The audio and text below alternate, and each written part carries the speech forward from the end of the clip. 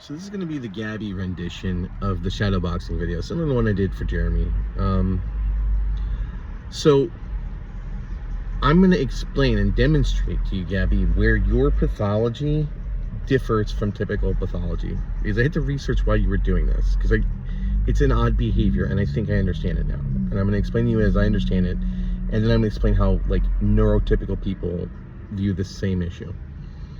So you are, throughout this process, messaging me from random accounts, pretending to be this random disinterested party,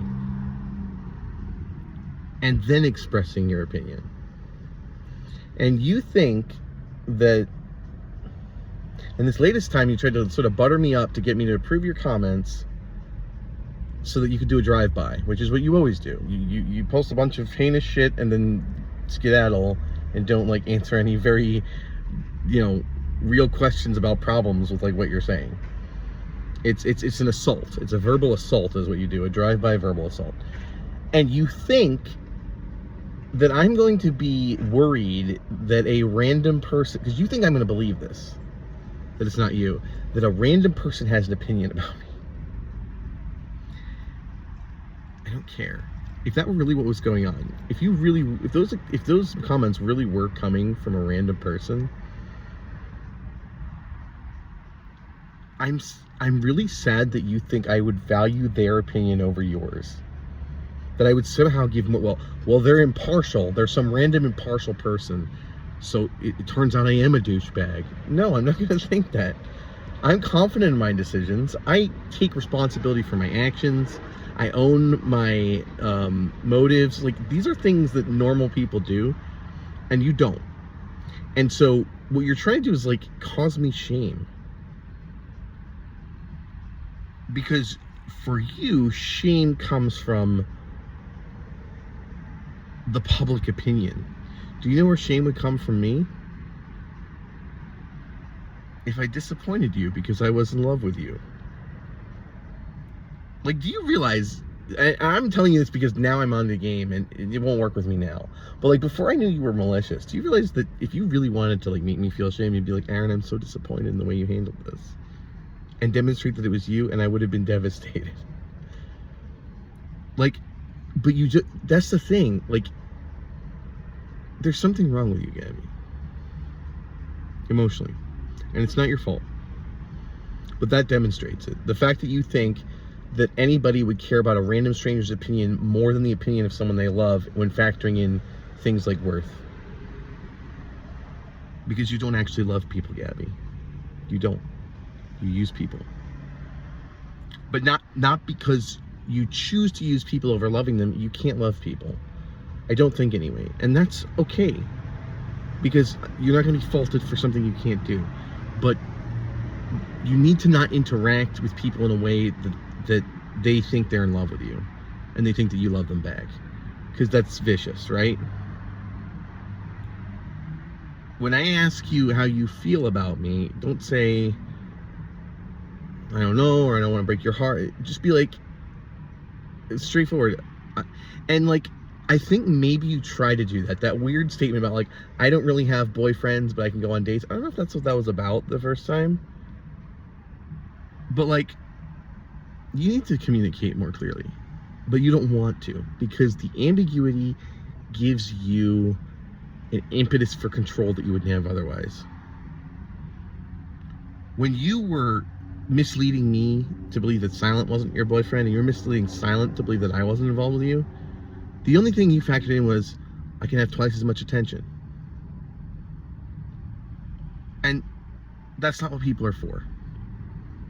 And it makes me sad because there's so much more to people. And if I had one wish, even though you were fake the whole time, I would let you see yourself through my eyes during those times. If I could allow you to have some kind of feedback loop of empathy. So you could be inside and be like, that's how Aaron sees me. I just want you to know that, but you can't. You'll never know the melancholy truth. You said that to me, and I think it was just a cryptic, manipulative statement to make me wonder, which it absolutely did. I was obsessing over, like, what did she mean by the melancholy truth, which was your goal? You just wanted to fuck with me. But you truly will never know the truth about what that is like. And I'm not saying this to be vicious. I'm saying this because I have these thoughts. And I feel bad for you. I mentioned that I wanted to be in your life in whatever capacity you were comfortable with and that would work until the end of time. The only way that works now is not being in your life at all. I can never interact with you in a healthy way. And I don't know what the solution is. It may make sense for you not to have any kind of relationships with anyone because they all will end like they do. But I also don't think you should give up on people, because there are people out there who only gave up on you when they had no other choice, and that was me. I think your best bet is to be upfront about some of these differences that you have with anyone you meet who you want to engage in any real way.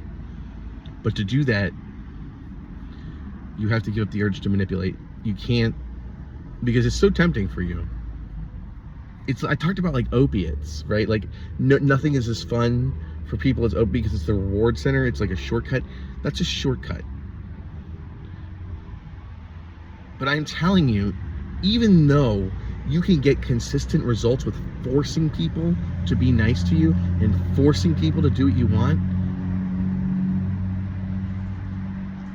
I can't explain to you the value of running into a friend. They're like, hey, I was thinking of you and I got you this.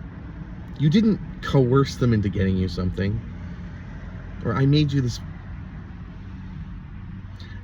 picture, or I made you, like, you'll never know that.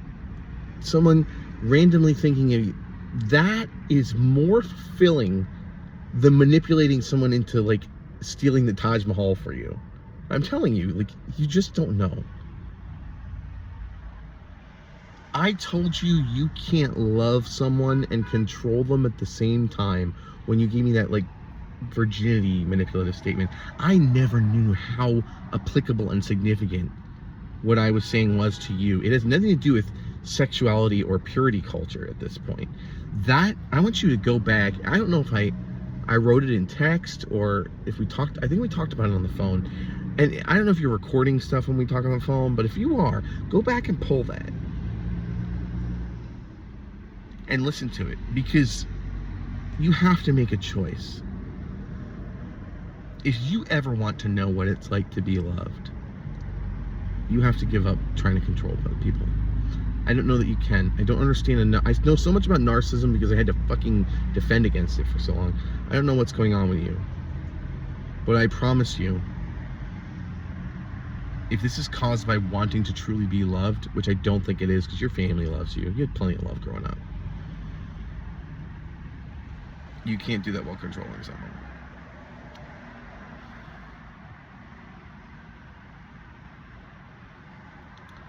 Someone staying in your life has no meaning unless they have the free will to leave.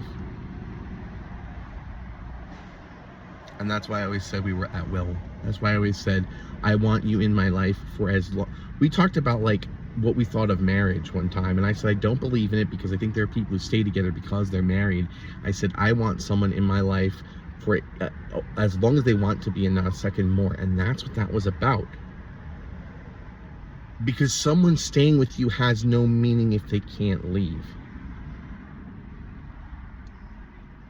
Life has meaning when you give up control. And you should figure out how to do that if it's possible for someone like you. That being said, I'm offering you the same thing as my brother. You don't want me to discuss you publicly. This embarrasses you and you feel the need to brigade as a random cat. Let me give you a more effective strategy to get what you want.